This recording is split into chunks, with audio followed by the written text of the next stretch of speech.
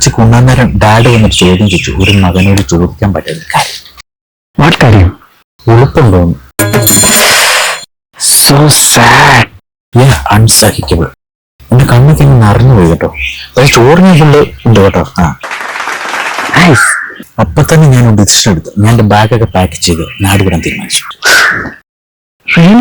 ഞാൻ ഉടൻ തന്നെ ഡാഡിനോട് ചെന്നിട്ട് പറഞ്ഞു, എനിക്കൊരു 5,000 വേണം, ഞാൻ നാട് വിടും. ഒന്ന് 5,000? പിന്നെ ഞാൻ നോക്കുമ്പോൾ എന്റെ തലയ്ക്ക് മുകളിൽ ഒരു കുപ്പിയാന്ന് പറഞ്ഞു. ബ്രോ, കുപ്പി എടുത്ത കാര്യം എന്നോട് പറഞ്ഞില്ല. ആ കുപ്പിയല്ല, ഗ്ലൂക്കോസ് കുപ്പി. ഓ, യു മീൻ ഹോസ്പിറ്റൽ കുപ്പി? ബ്രോ,